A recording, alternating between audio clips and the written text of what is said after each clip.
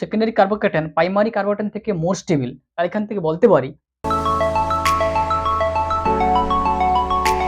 High student, welcome to chemistry. আজকে আমরা একটি বেসিক একটা কনসেপ্ট ক্লিয়ার আমরা কোশ্চেন এনেছি। এর ক্ষেত্রে কি দেওয়া আছে, দুটো অ্যালকোহলিক গ্রুপ আছে, একটা সেকেন্ডারি, একটা হচ্ছে প্রাইমারি। এইচ প্লাস আয়নের উপস্থিতিতে তাহলে প্রোডাক্ট কি আসবে, মানে কি অ্যালকোহল থেকে আমরা একটি সাইক্লিক 5 মেম্বার রিং যেখানে ইথার গ্রুপ থাকবে, তাহলে কোনটা আসবে। তাহলে দেখলাম কি যে এই অর্থোফসফরিক অ্যাসিড H3PO4 এখান থেকে H প্লাস আয়ন উৎপন্ন হবে। এই H প্লাস আয়ন দুই ক্ষেত্রে, এই ক্ষেত্রে প্রোটনেশন হবে। একটা হচ্ছে প্রাইমারি ক্ষেত্রে, তখন আমরা কি পাবো, যে প্রাইমারি কার্বোক্যাটায়ন পাবো।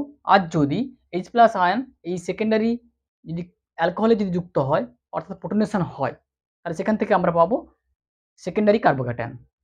তাহলে এক্ষেত্রে কোনটা মোর স্টেবল, তাহলে যেহেতু সেকেন্ডারি কার্বোক্যাটায়ন প্রাইমারি কার্বোক্যাটায়ন থেকে মোর স্টেবল, তাহলে এখান থেকে বলতে পারি যে প্রোডাক্ট স্বাভাবিকভাবে আসতে পারে কি, এই যে 18 আইসোটোপ আছে, এই দুটোর মধ্যে যে কোনো একটা আসতে পারে।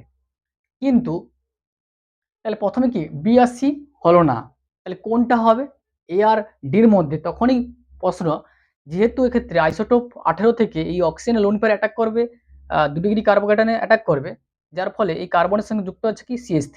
কিন্তু এখানে দেখো দেওয়া আছে কিন্তু পরেরটাতে দেওয়া আছে, যার ফলে কি হচ্ছে এটা প্রোডাক্ট আসবে না। তাহলে খুব ইজিলি হয়ে গেল আমরা। তাহলে বেসিক কনসেপ্ট এখানে কি পেলাম, একটা হচ্ছে কি প্রথম প্রোটনেশন সেখান থেকে কোথায় হবে, আর সেকেন্ডারি আর প্রাইমারি দুটোর মধ্যে কোন কার্বোক্যাটায়নটা অধিক মোর স্টেবল।